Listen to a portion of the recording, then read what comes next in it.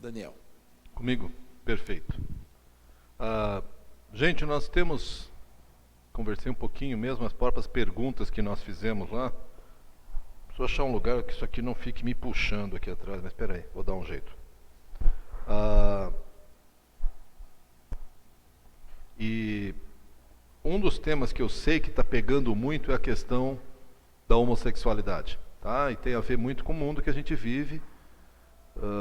Inclusive questão de como é que eu trato quando a pessoa quer ser tratada pelo pronome neutro ou pelo nome social e coisas assim. Vou falar mais disso mais pro final, tá? Tem coisas que eu não sei até hoje o que fazer, tá bom? Então não é, bom, então ele vai me dar a resposta. Se eu tivesse a resposta eu vendia, não tenho. Eu tenho uns palpites aqui que eu faço, como é que eu lido com isso, como é que eu abordo isso. Algumas eu até acho que eu acerto, outras, sei lá, tá? Deixa eu entrar na segunda fase que nós temos aqui, que é mais ou menos o seguinte: o que significa ser homem ou ser mulher? Isso é um tema muito interessante, porque não é tão fácil você definir. Porque, primeira coisa, uma coisa que define o homem e mulher são os estereótipos culturais. A famosa frase que foi falada lá pela ministra, que o menino usa azul, menina usa cor-de-rosa. Eu acho que ela foi super bem intencionada no que ela falou, mas se queimou. Porque realmente, gente, a masculinidade e feminilidade não é definida pela cor da roupa que você usa. Há estereótipos culturais que são promovidos, que são defendidos. Eu sempre gosto de falar que meu pai, hoje com 94 anos de idade, agora ele não está totalmente consciente, mas até ano passado estava, ele se orgulhava de ser incapaz de fritar um ovo. E a minha mãe se orgulhava que ele era incapaz de fritar um ovo, porque lugar de homem não é na cozinha. Então são estereótipos culturais.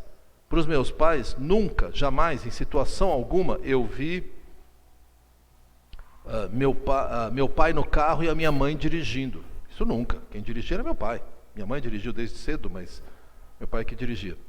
E eu lembro quando nós estávamos com as duas meninas pequenas e frequentávamos mais a casa deles, que uma hora lá, acho que devia ser a Raquel, a mais velha, mas pequenininha, e a Ana Paula estava envolvida em alguma coisa, e não sei se ela falou ou eu falei, olha, precisa trocar. Eu falei, deixa que eu troco. Aí eu peguei a guria, fui lá e troquei a fralda. E assim que eu troquei a fralda, meu pai veio atrás de mim e falou, filho, acho muito legal o que você faz, mas deixa eu te explicar, isso é coisa de mulher.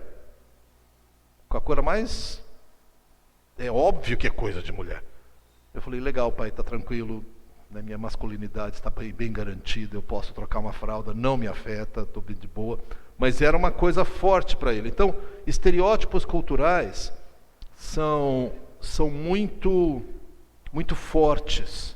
E há uma campanha muito clara de diminuir ou eliminar isso, que é o que a gente chama do movimento igualitário, inclusive entre cristãos, dizendo, não há diferença. Tem inclusive versículo que diz que em Cristo não há homem nem mulher. Tem que olhar o contexto, não é isso que está dizendo, tá? Mas tem o versículo que diz isso. Ele não está falando que não há funções diferentes, ele está falando que em Cristo não existe uma categoria masculina e uma categoria inferior feminina. Infelizmente isso foi ensinado há não tanto tempo atrás, para mim há não tanto tempo, para vocês, antes de vocês nascerem, tá? Mas eu lembro de um professor num seminário que ensinava que mulher não tinha alma. Legal, né? Homem tem alma, mulher não tem alma. E eu, naquela época, como é que faz então? Vocês são o quê? É igual a cachorro? Porque cachorro não vai para o céu, espero não ofender ninguém aqui. Vai ter um céu dos cachorros, tá? Você quer, fica à vontade. Mas assim, mas ainda hoje, não faz muito tempo, eu vi uma mulher, uma preletora, dizendo que Deus não tem chamado para mulheres, só para homens. Esse tipo de coisa, gente, é abominável. Mas deixa eu fazer um outro exemplo muito claro, que hoje a gente encontra no mundo principalmente.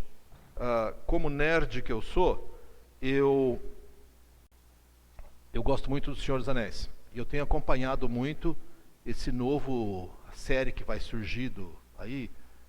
Basicamente vai ter uma heroína chamada Galadriel, que nos filmes ela é apresentada como um personagem meio assim, sábio e tal. E nesse filme que vai ter agora, ela é apresentada como uma guerreira. E é muito interessante que tem uma foto dela, eu coloquei a banquinha por causa assim, que é uma mulher, obviamente uma atriz muito bonita, e ela está vestida de guerreira e tal, não sei o quê, e nessa foto, nesse cartaz, ela está assim, ó, literalmente, uma cara meio brava assim, e sentada assim. Aí eu vi um cara não cristão falando, que interessante, né? Eles querem fazer uma mulher empoderada, e põe ela sentada como um homem. Porque ele falou, é muito claro, homem senta de perna aberta, porque é mais confortável. Tá? Porque nós temos genitais para fora, e se você sentar assim, fica desconfortável. Quer dizer que para a mulher é confortável sentar assim? Não, mas essa postura aqui, ela é, dentro da nossa cultura, uma postura masculina. E ela está vestida com armadura e tal, não sei o quê, com a cara assim de... O pessoal brinca que é o badass, né? O cara que é malvadão, tô aqui. E ele fala, eu não entendo, vocês querem fazer uma mulher empoderada e faz ela vestida e sentada que nem homem? Mas vocês estão promovendo mulher ou homem? Como é que é esse negócio? E realmente fica estranho que não é que para ela ser empoderada ela tem que estar com vestido rosa e florzinhas, mas a discussão, e não é cristão, é assim, não faz sentido. Você quer fazer uma mulher empoderada? Faça, mas ela não precisa se comportar que nem um homem. Tá? Mas a questão cultural é séria, e o que, no meio cristão que me interessa mais, muita gente tem afirmado que não deve haver distinção. Em contrapartida a isso, surge um outro movimento, que é o movimento da complementariedade. Movimento complementar. O igualitário diz, nós somos todos iguais diante de Deus, portanto não deve haver diferença de função. O complementar fala, nós somos todos iguais diante de Deus, mas Deus determinou funções diferentes. E o exemplo que ele tira é da própria Trindade. Nós temos Deus Pai, Deus Filho, Deus Espírito Santo. Os três são Deus. Em uma discussão, tá? E eles têm funções diferentes. E o fato de ter funções diferentes não diminui um deles. Jesus, como Filho, não é menos Deus do que o Pai. O Espírito não é menos Deus do que o Pai e o Filho. Essa é a argumentação. A complementariedade define que os papéis que nos foram atribuídos são diferentes. E que isso não afeta o valor. O pessoal que defende o movimento igualitário diz, isso aí é uma falácia, uma mentira. Se os papéis são diferentes, o valor é diferente. Esse debate continua correndo por aí. Tá? Muita coisa para a gente falar sobre isso, mas o que realmente me interessa aqui é que nós precisamos buscar definições que são bíblicas. Se existem papéis que são diferentes definidos pela Bíblia, quais são? Há culturas onde a agricultura é responsabilidade de homem. Há culturas onde a agricultura é responsabilidade de mulher. Citei o exemplo dos meus pais, onde meu pai sempre dirigia o carro, se ele estivesse presente. Eu já sou meio preguiçoso. Então, volta e meia, Ana Paula vai me buscar em algum lugar. Eu falo, amor, dirige para mim, estou cansado. E ela dirige para mim. Nossa, Daniel, bem tranquilo, minha masculinidade não é afetada em nada, é que eu sou preguiçoso, adoro ter um motorista particular. Não tenho, então ela dirige e ela gosta de dirigir. E não digam isso para ela, mas ela dirige melhor que eu. Eu não admito porque é uma questão de, afinal de contas, né? Peraí. Ou seja, papéis trocados, gente, hoje em dia, tua masculinidade ou feminilidade não está definida em quem lava a louça, quem faz a comida, quem troca a fralda, quem dirige o carro, tá? Mas o que a Bíblia ensina, então? O que ela propõe? Como nós temos uma forte herança do evangelicalismo norte-americano, quando os missionários chegaram no Brasil, da linha conservadora, aqui eu menciono a Palavra da Vida mais como um referencial, esse pessoal veio para cá e eles então ensinaram o que era ser homem, o que era ser mulher, a partir da perspectiva norte-americana dos anos 50.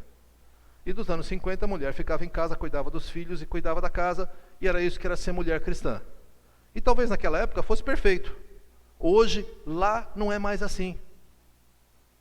E aqui para nós, precisa ser assim? Não sei. Mas eu sei de várias pessoas cristãs que acham que mulher trabalhar fora é um absurdo. Se ela for casada, sabe, é errado. Cara, vem viver no Brasil um pouquinho, vem ganhar os nossos salários aqui, a gente conversa, né? Mas, de novo, não quero aqui criar muita polêmica, mas antes de entrar mais nisso, eu tinha prometido, eu quero falar um pouco a questão dos solteiros. Porque senão a gente começa a definir que ser homem é ter uma esposa, ser mulher é ter um marido e ter filhos. E aí você, de repente, não se casa, por qualquer razão que seja. E o estigma é pesado.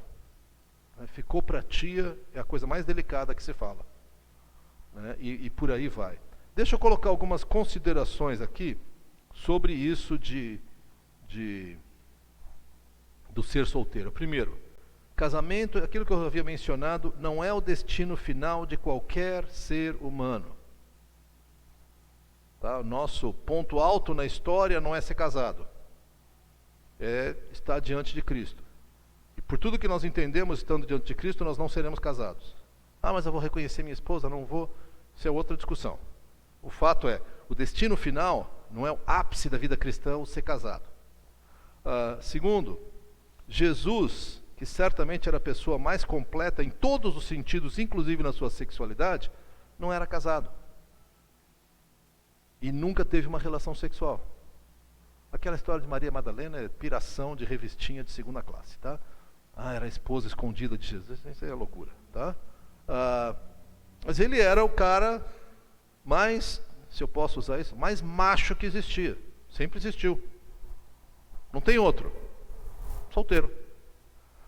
Mais que isso, a Bíblia celebra o celibato, pois ele oferece oportunidades únicas de envolvimento no ministério. Você pode não querer esse chamado, mas existe e Deus vai nos trazer diante disso. Abram comigo ali em 1 Coríntios, capítulo 7. Aliás, 1 Coríntios 7 fala muito sobre essa questão de homem e mulher, casamento e coisas assim. Versos 32 até 35. Aqui é Paulo dizendo: gostaria de vê-los livres de preocupações. O homem que não é casado preocupa-se com as coisas do Senhor, em como agradar ao Senhor.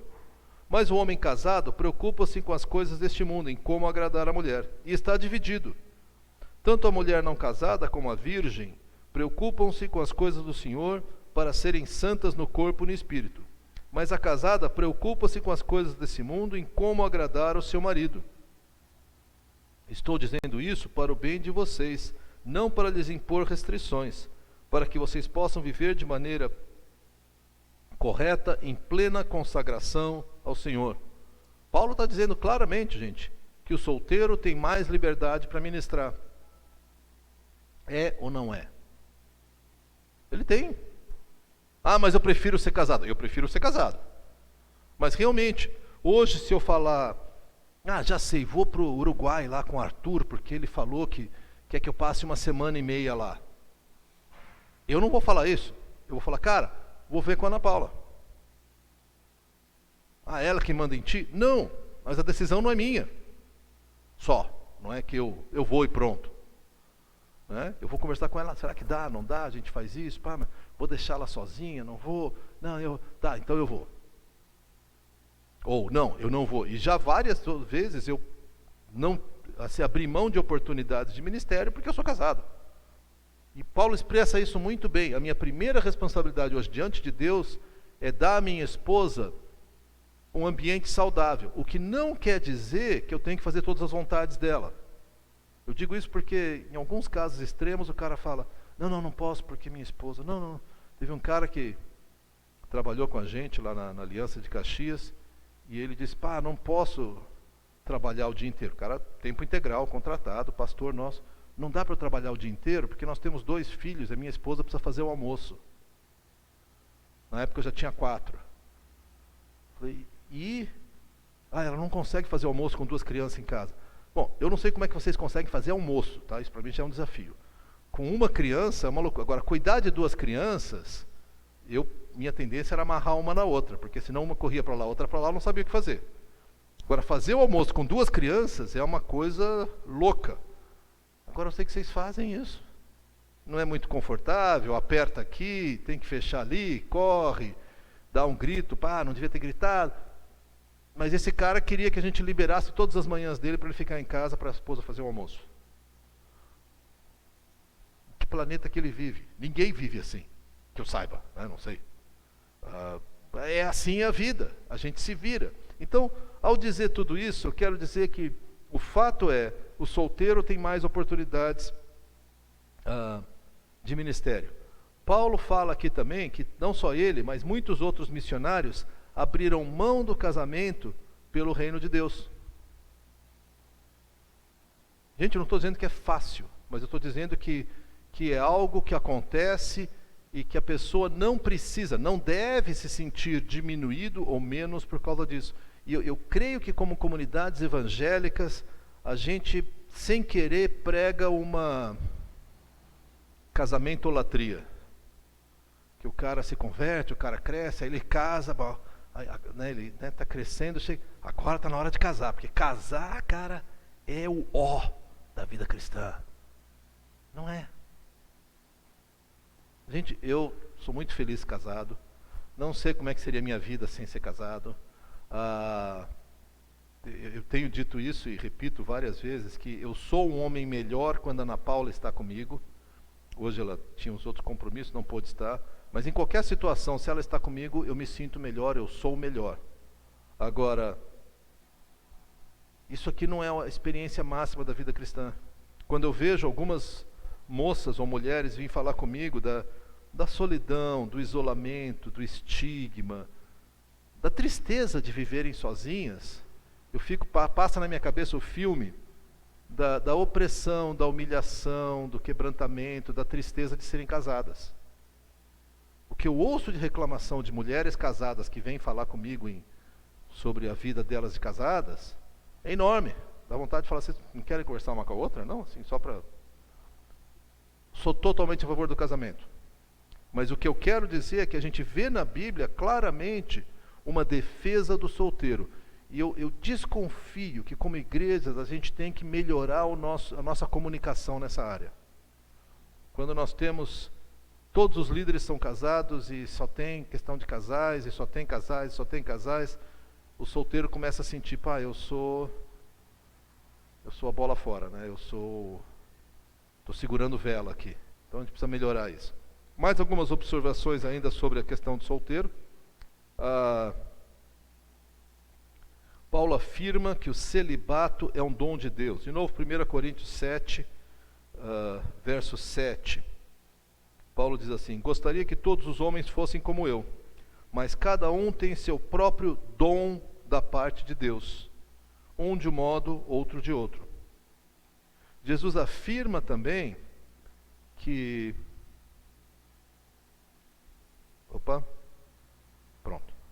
Jesus afirma também que abrir mão do reino de Deus, que aquele que abrir mão do reino de Deus será recompensado com uma nova família. Vamos olhar essa passagem, porque eu acho que é uma promessa tão bonita. Marcos 10, 29 a 30. Pedro, famoso Pedrão, no verso 28, diz para Jesus: nós deixamos tudo para seguir-te. E aí Jesus responde no 29 e no 30, assim: respondeu-lhe Jesus: digo-lhes a verdade, ninguém que tenha deixado casa, irmãos, irmãs, mãe, pai, filhos ou campos por causa de mim e do Evangelho, deixará de receber 100 vezes mais, já no tempo presente, casas, irmãos, irmãs, mães, filhos e campos, e com eles perseguição e na era futura vida eterna. O que Jesus está dizendo é que nós vivemos a realidade de uma nova família. E nós precisamos cultivar isso entre nós. Nós precisamos, porque isso é uma das coisas que mais impacta o mundo, como nós vivemos como família. Na quinta-feira, no feriado, nós estávamos lá na Arca, na nossa casa, minha filha veio, meu genro, minha filha, minha neta, E a minha filha trouxe uma colega que não é cristã, e inclusive tem umas coisas bem estranhas, mas ela estava lá e participou com a gente do feriado. E no meio do feriado chegou um cara lá da igreja, da Conde, para compartilhar comigo. Eu sei que ele estava com isso muito pesado no coração dele, que nos últimos 2, 3, 4 meses ele ajudou a cuidar de um irmão da igreja que teve câncer, e nos últimos 3 ou 4 meses piorou muito e veio a falecer domingo. Então na quinta-feira, conversando com ele, chegou, essa mulher estava junto, e nós estávamos conversando, e ele começou a falar: pois é, Daniel, porque olha, cara, essa é a hora da gente ser cristão. E eu senti, foi pesado, às vezes era 2 horas da manhã, a esposa ligava desesperada: pá, precisamos levar para um lugar. Ele saía do apartamento dele, ia lá, levava. Então ele foi contando, mas para ele era mais assim, um desabafo. Pô, o cara faleceu, e como é que, né, agora a gente precisa cuidar da esposa. E essa mulher ouvindo tudo assim do lado, e eu dizendo: yes, continua contando, continua. Ele não sabia quem era ela, né? Só apresentei: essa aqui é a Fernanda, a colega da... Cara, isso tem muito impacto, porque ela com o olhão arregalado assim, que coisa, né? E depois ela perguntou para minha filha: como é que é isso? O cara era da família dele, não sei o quê. Nós precisamos cultivar mais esse sentimento de família. Deus é bom e soberano sobre casados e solteiros. Com isso eu não quero ignorar a solidão, tá? Porque isso é um drama que o solteiro enfrenta com muita frequência. Eu volta e meia eu penso nisso, porque nos momentos que eu estou triste, ou que eu estou frustrado, ou que eu estou meio assim, eu chego em casa, e a Ana Paula diz que pelo jeito que eu abro a porta ela já identifica isso, mas eu vou deixar isso para ela, tá? Daí a gente senta e toma um cafezinho, e conversa, e bate um papo. Você fala: ah, tá vendo como é bom? É, mas eu sei e posso contar N histórias para vocês, de caras que na hora de chegar em casa ele respira fundo, porque sabe que vai ser o inferno. Que vai chegar a casa, a mulher está de burro amarrado, vai brigar com ele, vai gritar com ele. Então casar é a solução? Olha, soluciona algumas coisas e cria outros problemas, né? Quem é casado sabe o que eu estou falando. Eu ainda sou a favor do casamento, tá? E finalmente, masculinidade e feminilidade não dependem de ser casado. Como eu falei antes, eu sou homem quando eu estou com a Ana Paula, eu sou homem quando eu não estou com a Ana Paula. Eu sou homem quando eu convivo com a minha esposa e com outras mulheres, ou com outros homens, ou com grupos mistos. Ser homem ou mulher não depende de casamento. Então, só uma palavra aqui meio paralela, mas falando dos solteiros, tá? Abram comigo em 1 Coríntios 11. Nós temos uma passagem bem interessante e delicada ali, versos de 11 a 16. Nós lemos assim: a situação em Corinto devia ser muito interessante, porque você vê quantas passagens nós estamos olhando em Coríntios? Ali devia ser uma festa aquela igreja, mas tudo bem. Paulo, movido pelo Espírito Santo, escreve assim, 1 Coríntios 11, 11. No Senhor, todavia, a mulher não é independente do homem, nem o homem independente da mulher. Muito interessante como Paulo joga os dois lados o tempo todo, né? Pois assim como a mulher proveio do homem, também o homem nasce de mulher, mas tudo provém de Deus. Julguem entre vocês mesmos. É apropriado a uma mulher orar a Deus com a cabeça descoberta? A própria natureza das coisas não lhes ensina que é uma desonra para o homem ter cabelo comprido? Alguém de cabelo comprido aí te cuida, tá? E que o cabelo comprido é uma glória para a mulher? Pois o cabelo comprido lhe foi dado como um manto. Mas se alguém quiser fazer polêmica a esse respeito, nós não temos esse costume, nem as igrejas de Deus. Não vou entrar na questão aqui do cabelo comprido, a não ser para dizer o seguinte: o cabelo curto, o cabelo comprido, havia uma representação naquela época.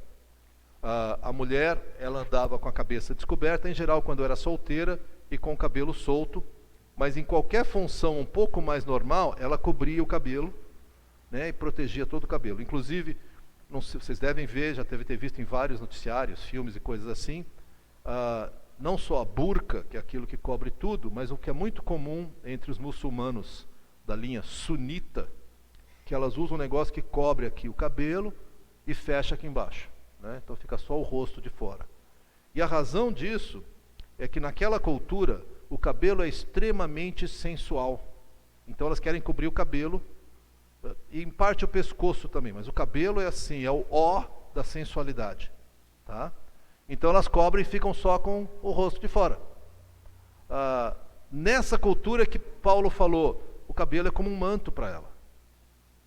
E elas usavam a cabeça coberta. Agora, quando iam orar, elas tinham que ficar com a cabeça coberta, os homens com a cabeça descoberta. Então, o ponto central de Paulo aqui é o seguinte. Primeiro, interdependência. Um depende do outro, o outro depende do um. Gente, naquela época isso era assim, impensável. Isso era politicamente incorreto de Paulo falar. Entre os judeus, eles tinham a mais alta consideração pela mulher na época, tá? Volta e meia você vai ouvir a bobagem de que a opressão da mulher começou com a cultura judaico-cristã. Isso é uma asneira histórica. O pessoal não quer entender. Porque, já vou falar mais dos judeus, na cultura greco-romana, o homem tinha direito de vida e morte sobre todos os filhos até uns 13, 14 anos, e sobre as filhas e esposa o resto da vida. Então, como paterdomos, pai da casa, eu podia matar minha esposa. Queimou o arroz, mata a mulher. Respondeu para mim, mata a mulher. Para sempre. Sócrates, né, o pessoal fala da cultura grega, que é tão iluminada. Sócrates compara as mulheres aos utensílios da casa. Aquele sofá está meio velho, precisamos trocar. Aliás, vou trocar o sofá e a mulher também. Troca os dois, porque aí já, né, começa tudo novo. Isso era a prática, a troca que ele fazia. Na verdade, era o quê? Né? Não, tu fica aí, mulher, porque tu cozinha bem, mas é só isso, tá? Vou arrumar outra mulher aqui para cama, para sexo, para outras coisas. E isso era o padrão. Então, isso era a realidade em que Paulo estava. Os judeus tinham um conceito muito mais alto da mulher. Você não podia abusar de uma mulher, você não podia matar uma mulher. Tendo dito isso, naquela época em Israel, mulher não podia ter propriedade. Era uma coisa, aquele caso que nós lemos de Lídia, que era uma comerciante, né, em Filipos, era uma coisa muito estranha. Porque o judeu, ela não era judia, mas o judeu, a mulher judia não podia ter propriedade. Por isso que era esse negócio, que o marido morreu, se ela não tivesse filhos, ela estava numa roubada. Porque ela ia ter que viver com o irmão, ou com o pai, ou com o tio, ela ia ser uma serva na casa de alguém. Ela não tinha casa própria. Tá? Então, no meio disso tudo, Paulo fala, olha, o homem não é independente da mulher, nem a mulher do homem. Como assim, não é, cara? O que você está falando? Ambos os casos, ele fala que eles têm Deus como referência. Ele diz, no Senhor, a mulher não é independente, nem o homem da mulher. A questão do cabelo curto ou comprido, ele realmente está falando muito mais aqui daquilo que culturalmente era usado. Paulo fala com toda clareza que é uma aberração homem se vestir de mulher e mulher se vestir de homem. O que algumas igrejas acabam dizendo que mulher não pode usar calça comprida ou não pode cortar o cabelo, o que é uma asneira, gente. Tá? Não é isso que Paulo está dizendo. O que ele está dizendo é do homem se vestir para ser reconhecido como mulher. Ele está falando do travesti. Tá? Ou a mulher se vestir para ser reconhecida como homem. Esse é o ponto principal que ele está colocando aqui. Ou seja, é uma desonra para um homem se aparentar como uma mulher e vice-versa. Por mais que se disfarce, é uma coisa assim, trágica. Trágica em todos os sentidos. Vamos olhar mais para frente agora, uma outra passagem, 1 Pedro capítulo 3, que tem uma passagem muito interessante, versos de 1 a 7. Pedro está escrevendo sobre os deveres conjugais, e diz, do mesmo modo, mulheres, sujeite-se cada uma ao seu marido, a fim de que, se ele não obedece à palavra, seja ganho sem palavras pelo procedimento de sua mulher, observando a conduta honesta e respeitosa de vocês.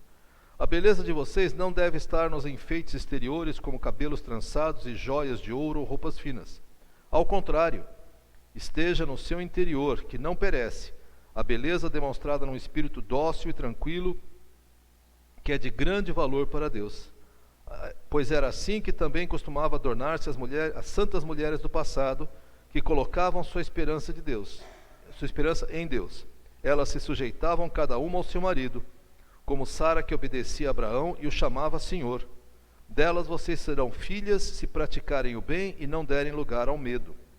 Do mesmo modo, vocês, maridos, sejam sábios no convívio com suas mulheres, tratem-nas com honra como parte mais frágil e co-herdeiras do dom da graça de vida, de forma que não sejam interrompidas as suas orações. Muita coisa interessante aqui, mas eu quero destacar primeiro o que ele fala de verdadeira beleza e verdadeira força. A verdadeira beleza está justamente no caráter, no modo de tratar. E Pedro define assim: espírito dócil e tranquilo, que coloca sua esperança em Deus, que se sujeita ao seu marido. Com muita certeza, é um exemplo bobo, tá? Mas na hora de um conflito no casamento, queridas irmãs, não é a tua beleza que vai resolver o conflito, tá? Tá aquele conflito, mas ela é tão linda, eu vou parar de discutir com ela. Não vai acontecer.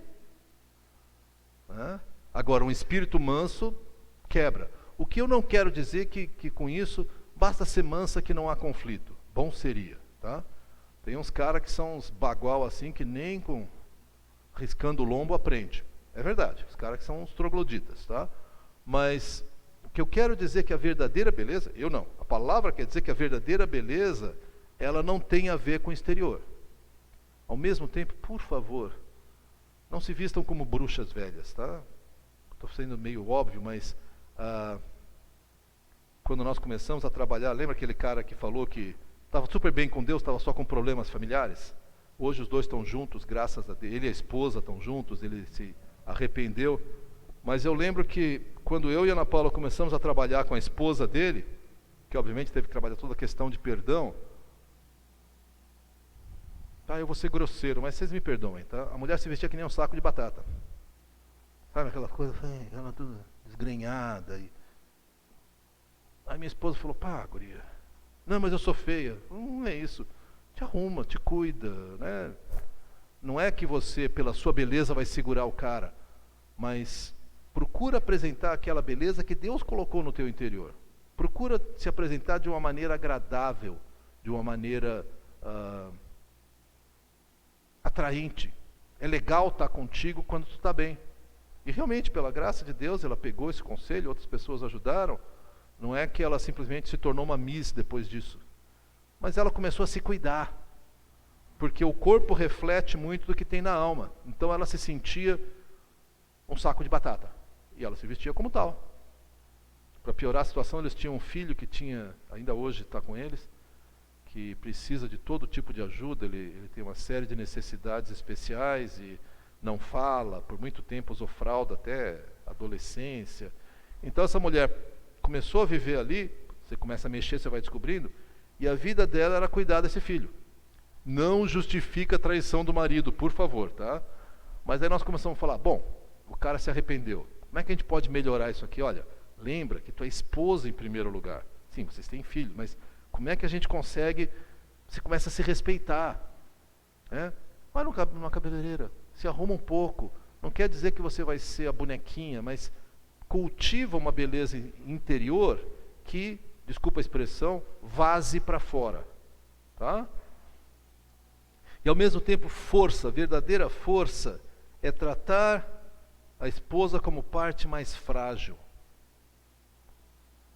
Essa expressão do frágil é curiosa, porque a única área em que, em média, as esposas são mais frágeis é na área física.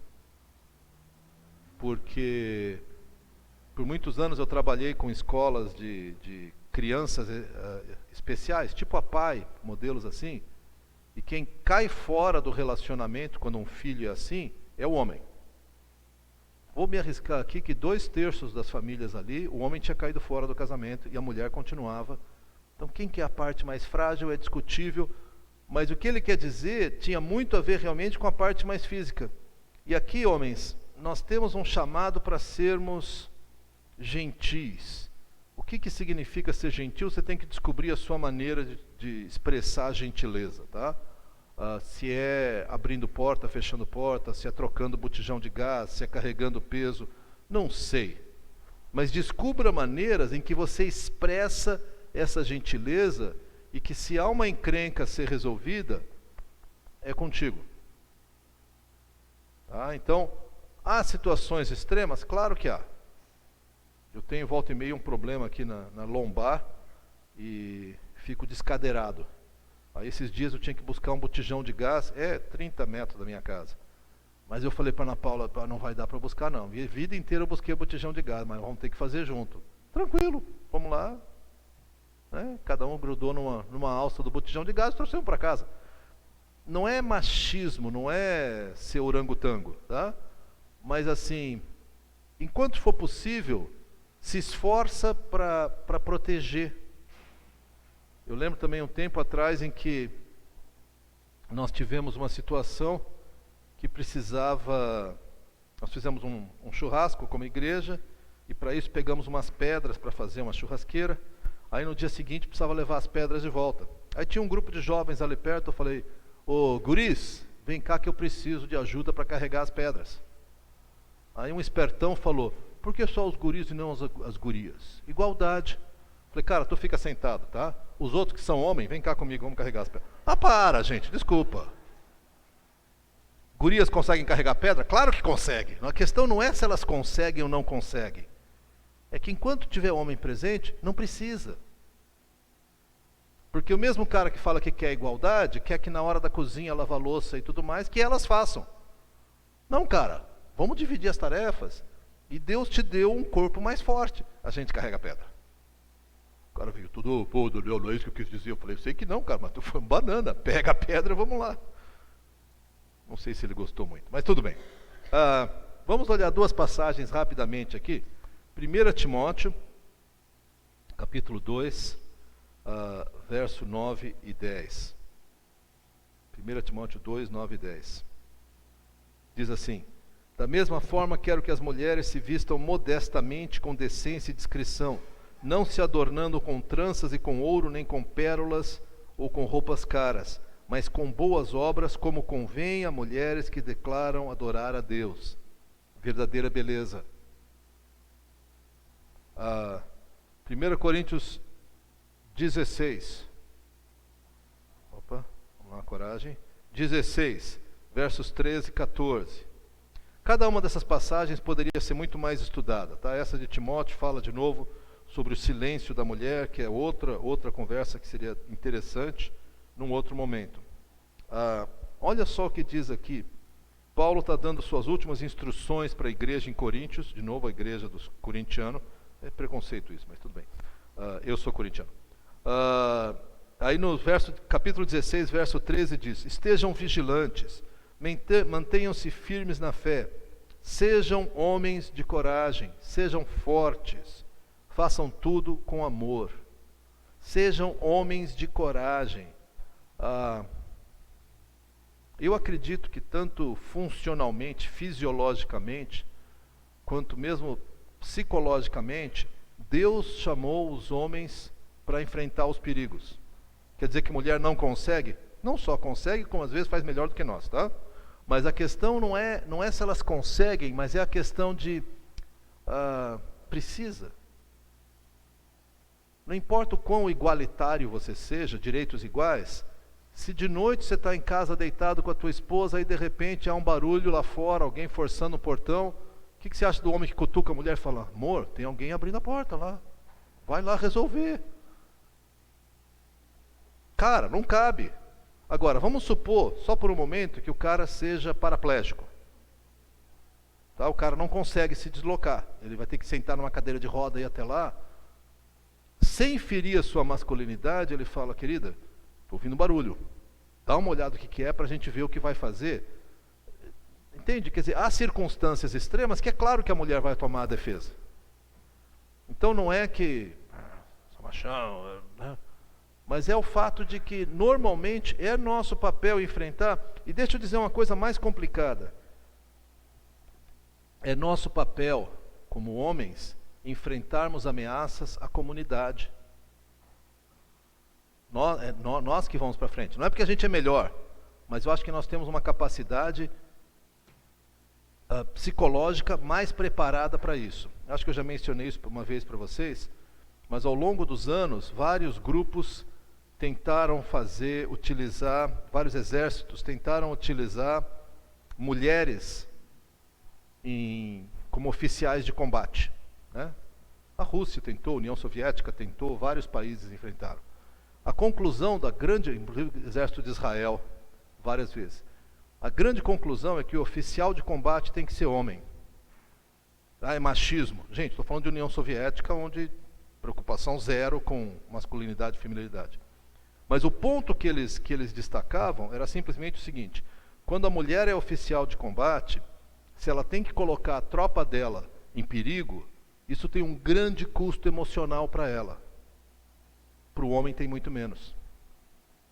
E as pesquisas mostram, não vou ter tempo de entrar nisso agora, que a razão é muito simples. Nós homens partimos as experiências em caixinhas. As mulheres têm as experiências todas juntas.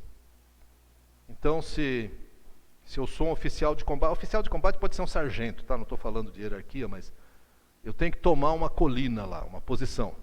Eu olho em volta e falo, cara, metade dos caras aqui vão morrer. Bom, vamos tomar, depois eu penso nisso. E a gente consegue bloquear, botar isso numa caixinha, e a dor de perder as pessoas, depois eu lido com isso. A mulher, naturalmente, ela vai pensar no todo. Não é que ela não consegue fazer, ela consegue, mas o custo emocional é muito maior. Então eles começaram a ter mulher pirando quando elas assumiam essas funções. Ao mesmo tempo, volta e meia, funções de comando algumas vezes, de logística e tudo mais, elas faziam melhor que os homens. Então nesses exércitos, elas têm às vezes mulheres em posições de apoio, de logística, disso, daquilo, mas na hora de subir a montanha e dar tiro, ou tomar tiro, eles põem os homens. Interessante, não é? Mas tudo bem. Mas eu acho que é assim que Deus fez, porque a gente consegue separar. Aliás, naturalmente a gente separa. O homem é melhor? Ou é melhor ou é mais burro. Porque a gente separa as coisas, depois eu vou ver o que eu faço. A gente consegue bloquear coisas com mais naturalidade. Mulheres fazem, mas ao fazer isso, isso tende a agredir mais a sua estrutura emocional, psicológica. Deixa eu ver como é que está.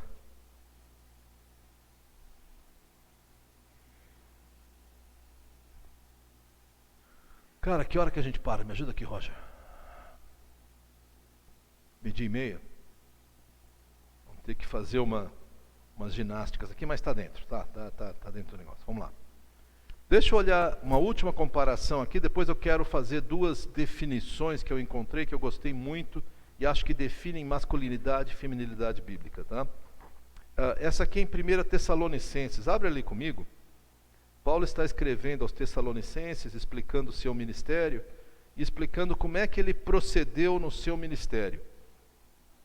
Então, 1 Tessalonicenses 2, de 7 a 8, diz assim: embora como apóstolo de Cristo pudéssemos ter sido um peso, fomos bondosos quando estávamos entre vocês, como uma mãe que cuida dos seus próprios filhos.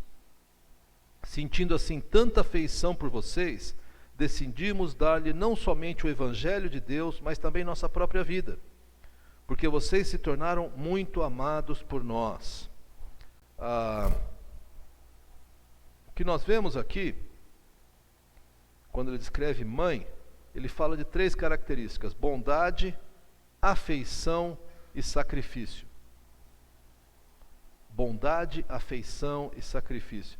Eu acho muito interessante, tendo observado várias mulheres quando elas têm seus filhos, e como parece que liga um botãozinho. Não quer dizer que todas são excelentes mães, tá? Tem péssimas mães, tem mães abusivas, mães disfuncionais, tudo mais. Mas um caso mais recente foi a filha de um grande amigo nosso, que ela é borderline, ela tem um distúrbio sério. E ela casou, primeiro juntou, depois casou com um cara, e ela engravidou. E ela estava assim: pai, eu não sei se eu vou ser capaz de cuidar de criança, porque eu nunca me interessei por criança, eu não gosto disso, não sei o quê. E na mesma época, minha filha Raquel, alguns meses antes, teve a nossa neta Chloe. Eu lembro que uma vez essa moça veio e falou: eu posso pegar a nenê da sua filha? Para ver como é que eu sinto? Eu, conhecendo um pouco o histórico dela, falei: eu acho que pode, mas fala com a mãe, não comigo, né? Gente, foi muito bacana, porque ela pegou, minha filha deixou, ela pegou assim, e sabe, o rosto dela deu uma iluminada, falando: não, eu acho que eu consigo. E ela já grávida, né? Ainda bem. Recentemente, conversando com esse meu amigo, ele falou: Daniel, com todas as distorções e todas as dificuldades que a minha filha teve, mãe, ela sabe ser. Tem os seus conflitos, tem dia que ela está muito brava, tem as suas lutas, mas parece que alguma coisa instintivamente ligou nela. Repito, não quer dizer que não há mãe cruel e tudo mais, mas é uma característica muito natural. E eu acredito que é, biologicamente falando, defesa da prole. Tanto que a grande maioria das mães tem muita facilidade de morrer pelos filhos, mais que os pais, tá? O pai luta por muita coisa, mas que nem eu falei, naquela experiência com a pai, quando o filho nascia excepcional ou com necessidades especiais, a maioria dos casos, quando o casamento rompia, o homem caía fora, deixava os filhos para a mulher cuidar. Que em parte é uma baita sacanagem, porque esse filho vai ser cuidado a vida inteira. Mas os caras caíam fora. Porque existe um tipo de coragem, que é a coragem de enfrentar um perigo, de pular, de fazer, de enfrentar uma briga. Existe um outro tipo de coragem, que é você cuidar de um filho que você sabe que nunca vai superar aquela situação, e você trocar a fralda e alimentar esse filho até os 40, 50 anos. É coragem. Que nós homens somos mais fraquinhos nisso, em média. Se tiver que brigar, a gente até briga, mas se tiver que ficar 50 anos cuidando de uma pessoa dependente, em geral as mulheres fazem isso com mais facilidade. Então, isso aqui é o que Paulo fala de mãe. Mas a mesma passagem, alguns versículos adiante, a partir do verso 11, a gente lê assim, 1 Tessalonicenses 2:11. Pois vocês sabem que tratamos cada um como um pai trata os seus filhos, exortando, consolando e dando testemunho, para que vivam de maneira digna de Deus que os chamou para o seu reino e glória. Então, assim como ele trata as características da mãe, ele trata três características do pai: exortando, como é que ele usa o termo aqui? Consolando ou encorajando, e dando testemunho, ou seja, dando direção. Homens, quando estão numa posição mais saudável, é isso que a gente faz. Agora, o dramático é que esse é o plano da criação. Com a queda, nós homens nos tornamos omissos. Vocês conhecem a história de que provavelmente, quando a serpente falou com Eva, Adão estava do lado. E ficou de boquinha fechada o banana. E parece que essa bananice de Adão passou para toda a raça masculina. A nossa tendência, com frequência, é não enfrentar algumas brigas que são nossas, essas aqui. Nós somos chamados para ser aquele que exorta, aquele que encoraja, aquele que dá a direção. E muitas vezes, eu confesso para vocês que às vezes eu chegava em casa e a Ana Paula puxava a lista. Fulano fez isso, fulaninha fez aquilo. Minha vontade era voltar para o escritório.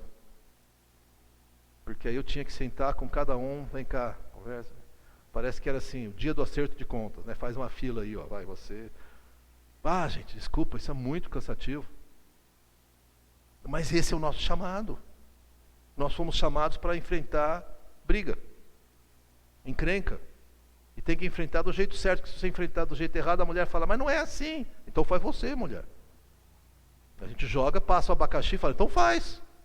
Mas não é esse o nosso chamado. Deixa eu confessar para vocês, antes da gente continuar aqui, que as piores discussões que eu tive com a Ana Paula foram com respeito à criação de filhos. Longe, não tem nem comparação. Foram as discussões mais tensas que nós tínhamos, porque volta e meia ela via um problema, queria que eu agisse do jeito que ela achava certo. Ou eu não via o problema, ou eu não achava que eu tinha que agir assim. Gente, foram os momentos mais delicados da nossa relação, como corrigir filho, né? E volta e meia a minha tendência era, você quer fazer? Então faz. Não acho que a gente tem licença para fazer isso, tá?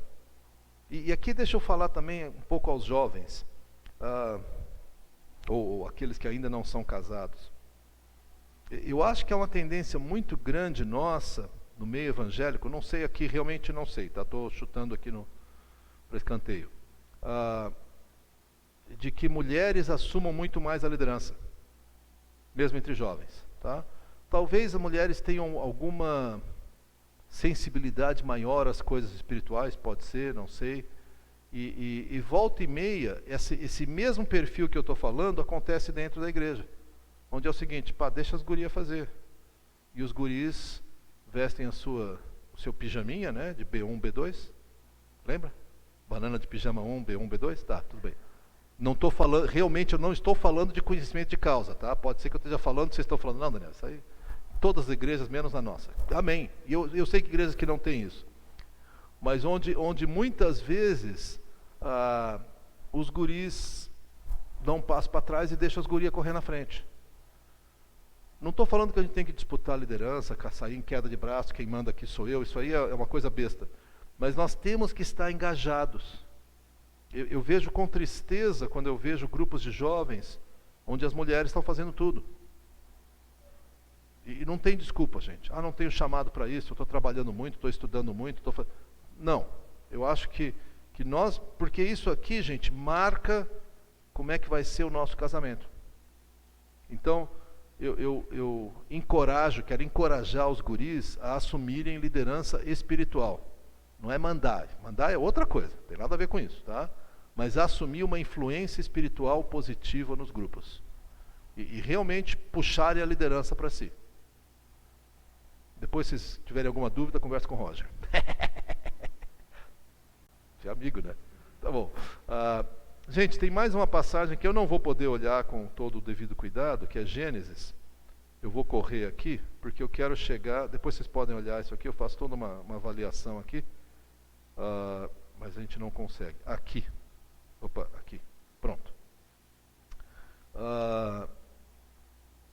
Essa é uma definição que é usada por um grupo que trabalha muito com aquela noção de complementariedade. Nós somos iguais diante de Deus, mas temos funções diferentes.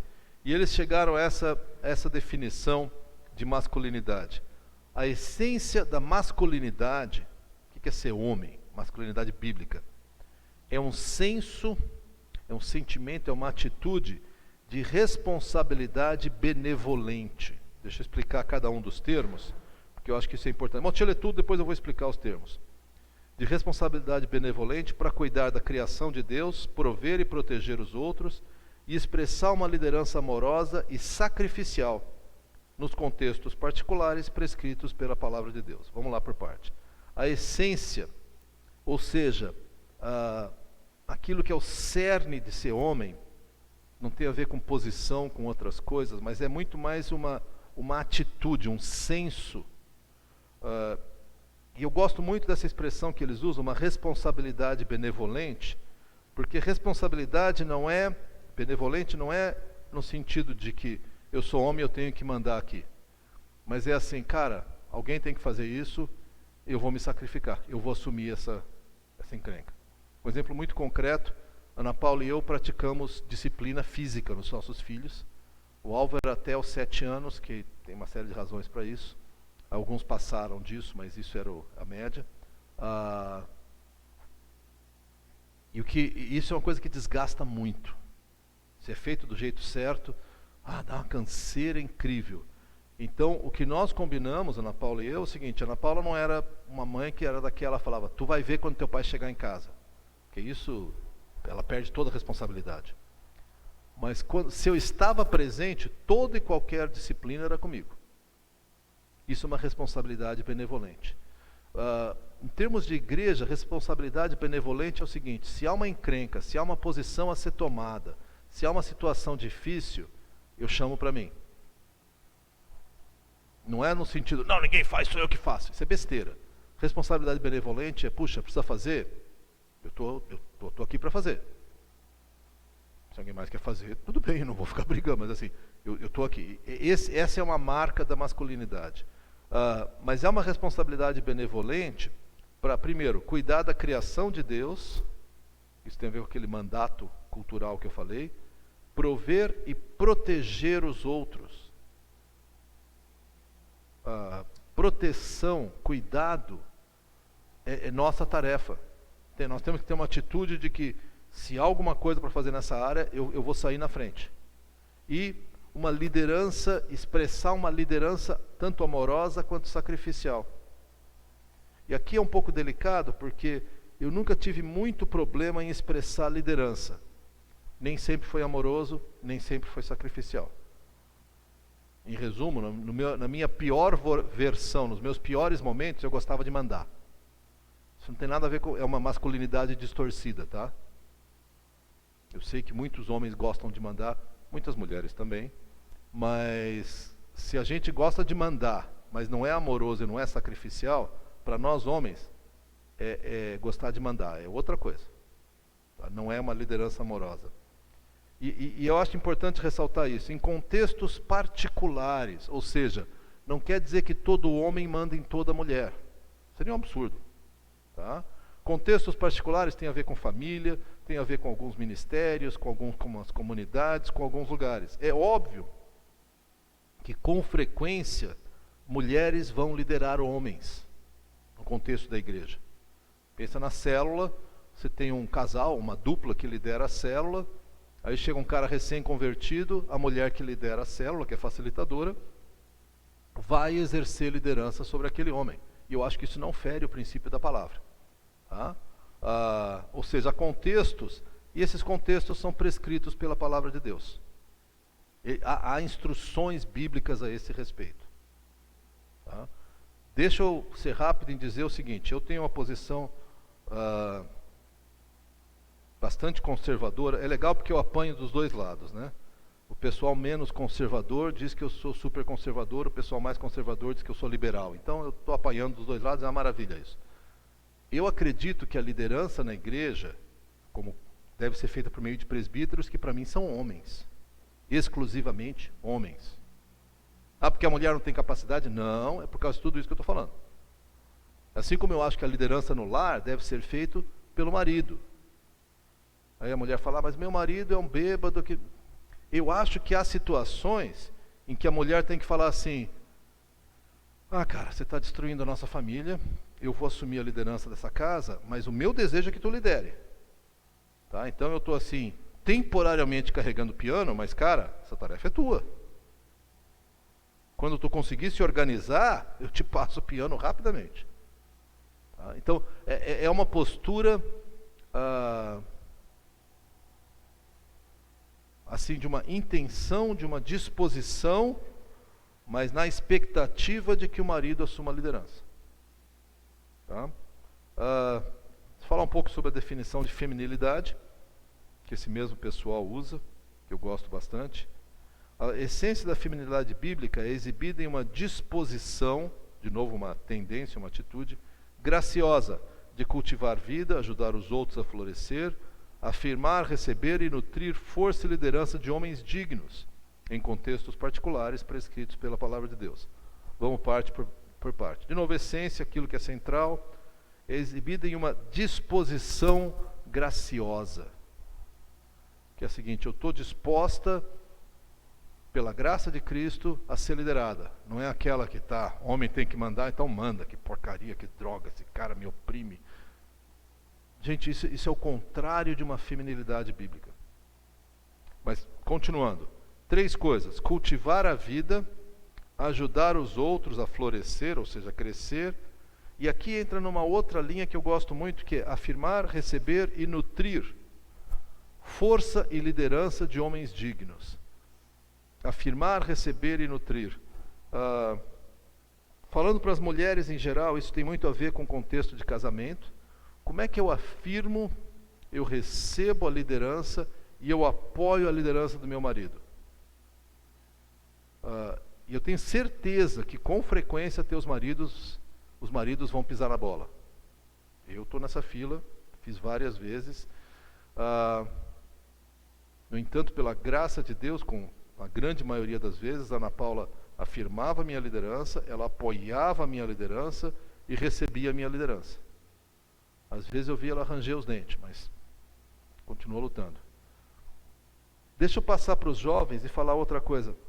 Tenho certeza que vai ter algumas situações em que vocês, gurias, vão fazer melhor, mais rápido, mais eficiente do que os guris. Cuidado, porque se vocês continuarem fazendo isso, ao desenvolver um relacionamento e se casarem, os caras vão falar, legal, já sei quem tem que carregar o piano, vocês. Então, gurias, vocês têm que descobrir um segredo, e certamente eu não sei como fazer, tá? Eu sou péssimo em ser mulher, nunca consegui isso. Então, mas falando bem sério, como é que tu consegue afirmar, receber e nutrir liderança quando às vezes o cara não quer exercer liderança? O cara não está tão valente assim. Cara, vai lá que eu estou contigo. E se o cara fizer uma burrada, não diz, eu te disse, isso é a pior coisa. Ah, não fale isso. Mas você quer promover que esse cara assuma a responsabilidade. Por quê? Porque se tu conseguir fazer mais rápido, daqui a 10 anos tu vai estar casada fazendo tudo. E o cara vai estar encostado em ti. A reclamação mais frequente que eu recebi ao longo dos 30 anos que eu atuei como pastor, de mulheres casadas eu tenho que fazer tudo. O cara é um boca aberta, não faz nada. Tem que puxar espiritualmente a família, sou eu que puxo. Tem que disciplinar os filhos, sou eu. Se eu não controlar as finanças, a gente perde a casa. Gente, longe, é a coisa mais... Ele não exerce, ele não ora comigo, ele não ora por mim, ele não estuda a Bíblia comigo. Longe, 90% das reclamações era isso. E eu acho que a responsabilidade é dos caras, tá? Como é que tu ajuda isso? Se você começa a usar toda a tua capacidade e atropela os caras e faz melhor que eles, então tá. Daqui a 10 anos vocês vão estar reclamando que o cara não está fazendo a parte dele. O que não quer dizer que o teu papel é virar uma dondoca que, não faço nada, tem que me carregar no colo, tem que... Não é isso que eu estou dizendo. Você pode propor, você pode incentivar, você pode encorajar, mas preocupe-se em promover a liderança do cara. E tem algumas coisas muito simples nessa área. Eu já passei do meu horário, que coisa.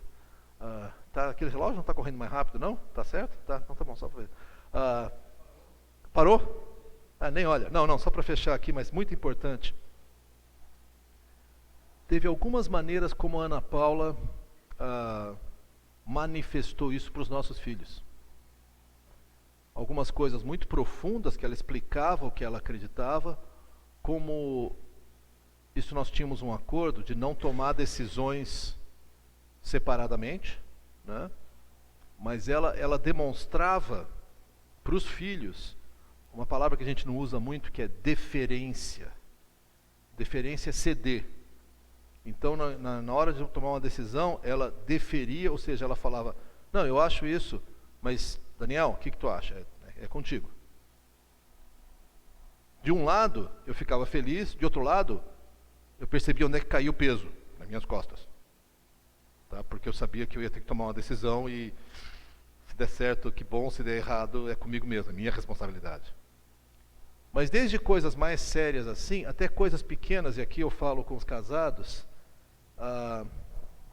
muito cuidado com filholatria, porque quando os filhos chegam, obviamente um serzinho tão dependente, a mulher vira para aquele filho e não existe mais nada na vida dela, né? Só existe o filho. E nós tínhamos 4, então aí estamos roubados, né? Porque aí o tempo todo é só filho. Mas a Ana Paula começou com alguns gestos que não era nem coisa que eu pedia, mas que comunicava aos filhos que ela estava afirmando minha liderança. Uma das coisas que ela fazia, ela fazia bife na hora do almoço. Vamos pegar, peraí. Ela pegava o maior, e eu ficava muito feliz com isso, e punha no meu prato. Eu falava, gostei dessa parte. Essa parte era legal, mas eu sabia que junto com isso ela estava falando, ele é o líder da casa. Então a responsabilidade caía sobre mim. A parte do bife eu adorava, a parte da responsabilidade às vezes era pesada, mas tudo bem. Encontre maneiras de afirmar a liderança, de promover essa liderança. é interessante que ele diz isso, força e liderança de homens dignos. É óbvio que se o cara é um explorador, você não tem que promover a liderança dele. Mas aqui falando para as gurias especialmente, promovam a liderança de homens dignos. E lembrem que eles ainda não estão prontos, como vocês também não. Mas eles ainda não estão prontos. Então promova, incentive isso. De novo, em contextos particulares, prescritos pela palavra de Deus, não é todo mundo, todo homem que manda em toda mulher. Você, mulher, não tem que se submeter a qualquer homem. Aliás, tem vários homens aos quais você não deve se submeter, porque vai haver exploração. Deixa eu parar.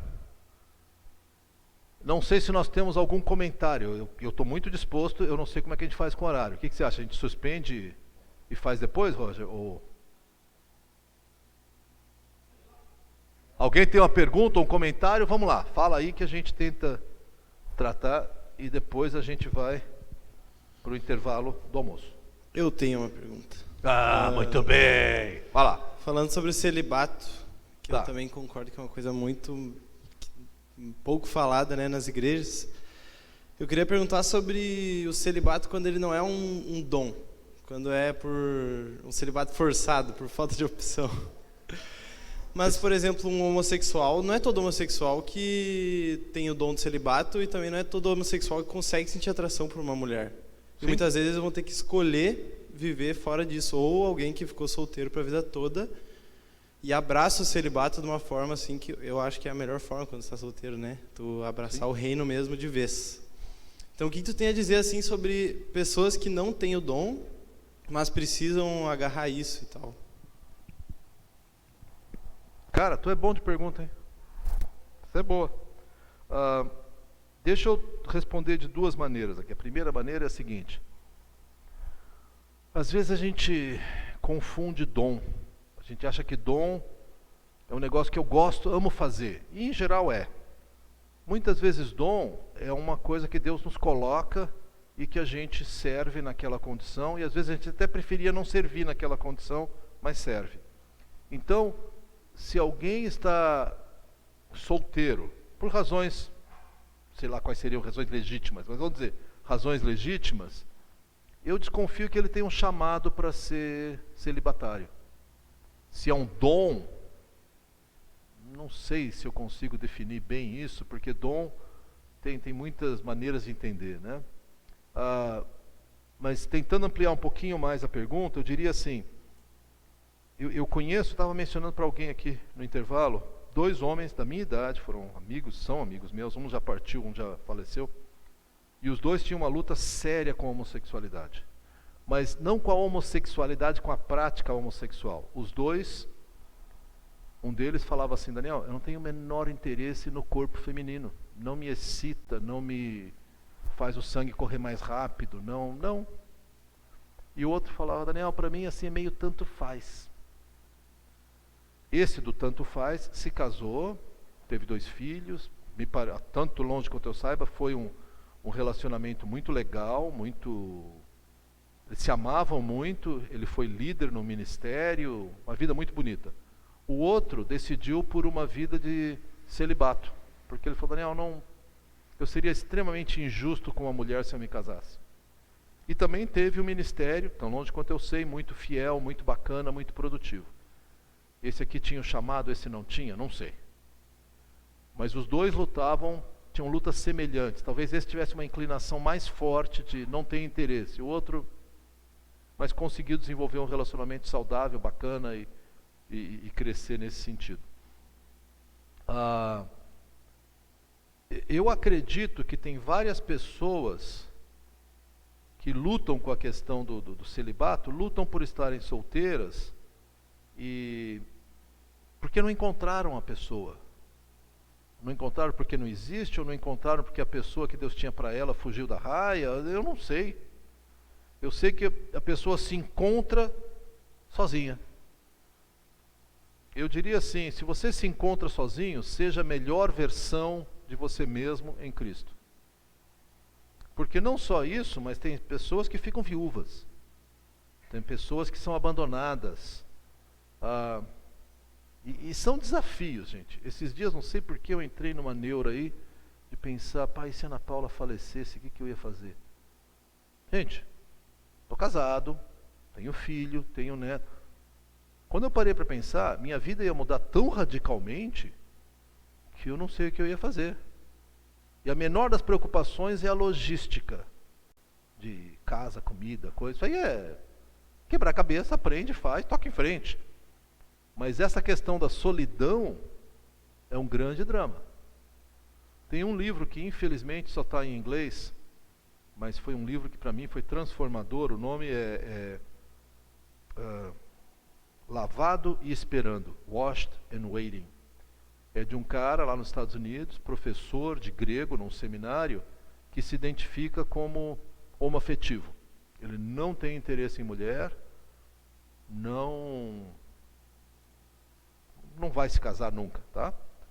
E ele então começa a descrever, é um livro muito triste, eu sou meio chorão, chorei várias vezes lendo o livro, porque ele começa a falar de como ele não tem interesse no corpo feminino, e ele descobriu isso, e ele tentou vários truques, nada funcionou, e aí chegou no momento que ele falou, tá bom, então eu sei que a vida homossexual não agrada a Deus, eu vou viver de uma maneira que agrada a Deus. Isso quer dizer celibato. A outra metade do livro ele fala sobre solidão. E ele fala, já como um cara, vou chutar aqui uns 40 anos, que ele tem vários amigos que sabem da luta dele, casais, né, alguns casados, outros não. E ele conta uma vez que ele ia chegando numa festa, acho que era daquela do Dia de Ação de Graça, Thanksgiving do americano, que tem o Peru e tal, que é uma grande festa assim, e que ele parou na frente da casa do amigo dele, e ele olhou pela janela, tinham vários casais lá dentro, e todo mundo feliz, porque é uma festa muito familiar para eles, e ele olhou para dentro, ele falou, eu não consigo, e foi embora para casa. Porque ele falou, são momentos em que eu me sinto muito quebrado, muito errado, eu não pertenço. Então esse cara fala dessa solidão, e ele fala de novo do seu compromisso e como Deus tem suprido essa solidão e como ele tem encontrado satisfação em Cristo e nas amizades cristãs. Então, eu acho que celibato é um chamado especial. Por exemplo, alguns pais que eu conheço que têm filhos que são dependentes para o resto da vida, é um chamado especial. Mulheres que são abandonadas pelos seus maridos, é um chamado especial. Você fala, mas Deus queria? No sentido amplo da vontade de Deus, não.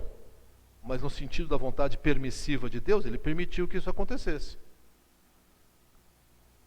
Deixa eu dar um passo ainda mais longe. Por exemplo, dizem as estatísticas de pelo menos 1 em cada 5 mulheres brasileiras foi abusada sexualmente de alguma forma. Ou com conversas, ou com toques, ou com relações sexuais. Tá? Isso antes de atingir os 15 anos de idade. Por que Deus permite isso? Fosse eu, não deixava. Isso mostra a minha sabedoria. Tá? Nosso Deus é soberano. E Ele permite algumas coisas trágicas. Porque Ele está trabalhando nessas pessoas e Ele está usando essas pessoas para a sua glória. Então há um chamado especial para alguém que passa por isso. São marcas que vão marcar a sua vida. Não são marcas felizes, mas são marcas que capacitam essas pessoas a amar e a servir a Deus e a representar a glória de Deus de um jeito especial. Eu ampliei a tua pergunta, fui lá para o espaço, tá? Mas voltando, eu acho que quando a pessoa se encontra numa posição de celibato, eu conheço poucos que diriam, não, eu quero ficar sozinho mesmo. Não me lembro assim de cabeça de ninguém. Não, esse cara que eu falei que não tinha interesse no corpo feminino, ele estava muito feliz em ficar sozinho. Mas é um exemplo raro, é um ponto fora da curva, tá? A grande maioria de homens e mulheres que estão sozinhas, preferia estar casado. Preferia ter uma companhia. Mas muitos exemplos são de homens e mulheres que desenvolvem uma vida, e algumas delas um amor a Deus e uma consagração que me impressionam. tem uma resposta mais fácil não, tá aí, ó, essa é o máximo que eu consigo te dar. Gente, são 12:45, eu acho que eu vou dar uma paradinha, tá? E a gente retoma, tá, 1 hora mais ou menos, para a gente poder esticar, encher a barriguinha e coisa assim, tá bom?